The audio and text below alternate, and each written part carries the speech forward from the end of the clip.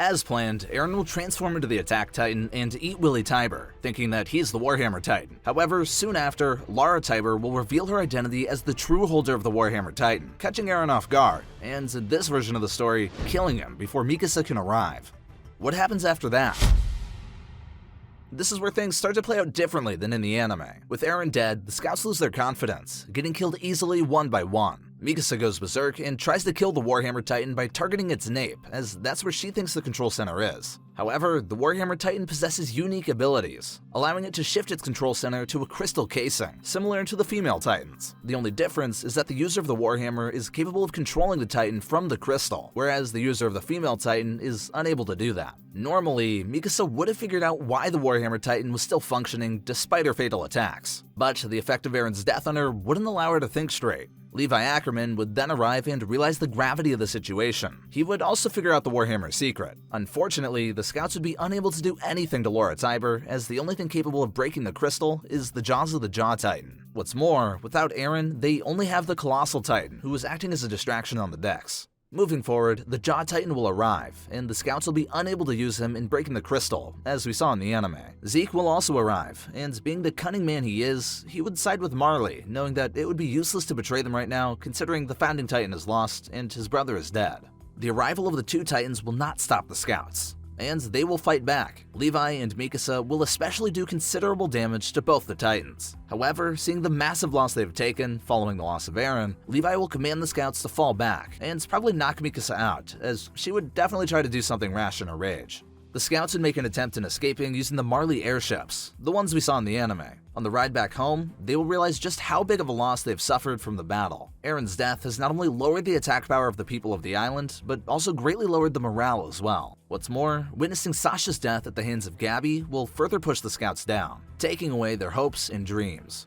However, they aren't the only ones that have been suffering from a major loss. During the war against the Mideast Allied forces, the Marleyans realized that they won't be able to depend on the power of the Titans for much longer. For them, obtaining the Founding Titan was crucial due to the unique abilities it possesses, especially the Rumbling. The Rumbling can only be used by the Founding Titan, and is a disastrous event that results in the Titans from the walls destroying humanity. Marleyans realize that the current technology they possess is not enough to tackle thousands of Colossal Titans marching down on them. The ability alone is what was keeping the people of the island safe from Marleyans. Nevertheless, now Marleyans are also in trouble, as killing the Founding Titan means it will be reborn in an Eldian child, and the child could be anywhere around the world. It's exactly for this reason that 𝗕𝗲 wanted to capture Eren alive instead of killing him. Now back home, the people of the island are shocked to the core and extremely scared. They had great faith in Eren and the Founding Titan, thinking that he could save the island once and for all. Unfortunately, all they are left with now is Armin and his Colossal Titan. Although the Colossal Titan itself is quite strong, Armin isn't as experienced as Eren or Bertolt, the previous holder of the Colossal Titan. Therefore, he won't be able to do much against Marley on his own. This realization was enough to spread panic and chaos throughout the island of Paradise, and at the same time, give hope to the Marleyans as they don't have to worry about the Rumbling anymore. Now that the island forces have significantly decreased, Marley decides to launch a surprise attack before the devils of the island come up with a solution and a plan to counterattack. Although the loss of Eren Yeager and the Founding Titan did cripple Paradise, they still have a few tricks up their sleeve, which might help them in fighting back and possibly saving their homeland. Furthermore, unlike in the anime, Paradise and the scouts are now expecting Marley to counterattack soon, and have prepared accordingly.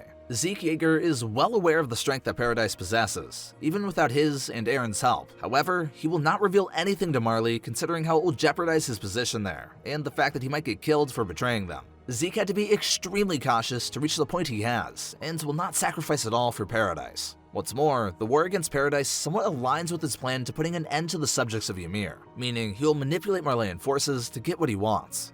Now, as Paradise only has one of the 9 Titans on their side, the island will depend on anti-Titan traps similar to the ones they used to capture the female Titan, and will lay them down in strategic locations. Hanji will work with a team of engineers to develop more Thunder Spears to effectively tackle the Titans. Now, as the battle begins, the scouts have considerably strengthened their defenses and are well prepared, shocking the Marleyans. The biggest mistake Marley could make was thinking that Paradise was nothing without the Founding Titan, and they were paying hard for underestimating them. Armin would be used as bait to lure Porco out and to isolate him. Considering the amount of damage he did on the ports of Marley, and what he is capable of doing with the Colossal Titan, the Jaw Titan will try to take him down with his incredible speed. However, little is he aware of the anti-Titan traps. 𝐼RMN will succeed in isolating 𝗕𝗏𝗏, and then, with the help of the scouts, they will take 𝗕𝗏𝗏 out of the Titan's nape. 𝐿 will be injected with the Titan serum, and he will eat 𝗕𝗏𝗏, becoming the next Jaw Titan. Now, with 2 Titan shifters on their side, and experienced soldiers like Levi and 𝗕𝗫𝐿, they will push back Marley, forcing them to retreat. Even though the scouts prepared as best they could for Marley's attack, they still took a lot of damage due to the lack of power and experienced Titans. Now, however, with the Jaw Titan on their side, they have a better chance of fighting back. As their next move, island leaders would suggest training 𝐿 as the Jaw Titan, and also to use his powerful jaws to break Annie's crystal. 𝗲RMN would of course protest against this idea, but he would eventually realize that it's the only thing they can do. The best candidate for the female Titan would of course be Mikasa 𝗓𝐴CRMN, considering her incredible physical abilities and strength. However, being an 𝗓𝐴CRMN, she is best suited to remain as a human and fight with the ODM gear. Therefore, Hanji would most likely become the next female Titan due to her immense knowledge and curiosity about them. Hanji would also be able to master the abilities unique to the female Titan in no time. Considering the amount of damage they dealt to Paradise, Marley will plan a combined attack with other countries in order to finish them off once and for all. The preparations for that were made in the festival in 𝐿𝐵𝐴RIO when Eren attacked the Warhammer Titan. 𝗕𝐿𝐵𝐴RIO used that opportunity to strategically exhibit Eldians as innocent souls, whereas the Eldians on Paradise were displayed as the real devils, and the only problem that the other nations should worry about. Therefore, seeing the damage that Marley took from Paradise, despite not having the Founding Titan, the nations will cooperate in finally putting an end to the Island Devils, meaning that Paradise is in grave danger, unless they come up with a good enough strategy.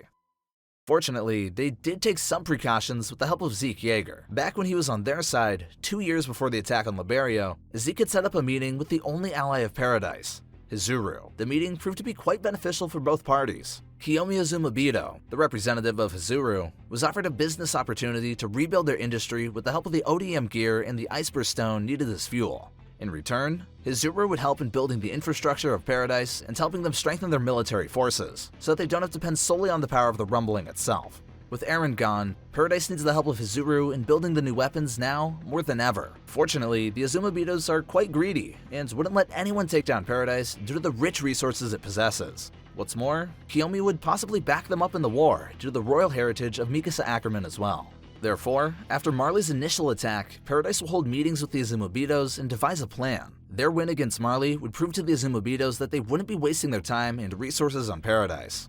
𝗲RMN realizes that this won't be nearly enough and suggests negotiating with the other nations, demonstrating their pure intentions and the kind of life they had before witnessing the outside world. Unfortunately, the image of Eldians, specifically the devils of the island, is not particularly good around the world. They will be unwilling to understand their side of the story and will side with Marley instead. This would greatly reduce the morale of the people of the island, making them feel as if it's useless to fight against the combined forces of the world. 𝗲RMN, despite hating the unnecessary conflict, would not give up. He and 𝗕𝗫𝐿 will certainly do whatever it takes to take revenge for Eren's death. Levi and the remaining scouts will also join the final fight as they have nothing else to lose. The final battle begins, and the Devils of Paradise are waiting prepared with new weapons, equipment, and military backup from 𝗍𝐿𝐵𝐼Ru. They have laid more anti-Titan traps and prepared as many Thunder Spears as they possibly could. Marley and the other nations launch a combined attack, and 𝗲RMN uses the Colossal Titan as a distraction to kill as many soldiers as he can simply by shifting into his Titan form. 𝐿 will use his agility to take down the more experienced Cart Titan, whereas Hanji will use the female Titan with the help of the scouts to fight enemy troops. The 𝗓𝗏𝗏𝗏s will focus on the Warhammer Titan and the Beast Titan, doing considerable damage to both. The Armored Titan also takes part in the war and plays a strategic role in taking down Paradise. However, the Thunder Spears were specially created to handle his strong armor, dealing him considerable damage. Despite Paradise's desperate attempt at fighting in the war, they're up against the entire world, and not having the rumbling as a bargaining chip pushes them into a corner. The advanced technology is being used, and the powerful anti-Titan weaponry in the possession of the enemy completely wipes out the Devils of the Paradise. Before going down, the Paradise Titan Shifters and the 𝗓𝗏𝗏𝗏s make sure to take down the Titan Shifters of Marley as well.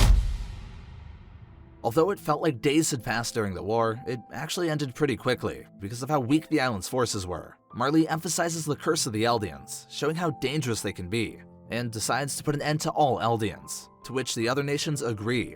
For a moment, it seems as though the entire world was united, but the peace only lasts for a short period of time. Eventually, more wars break out, and it appears the world is going back to fighting each other again, same as they always did. Check out this video where we explained all Eren's forms in Attack on Titan. I know you're still here. Come on, click it.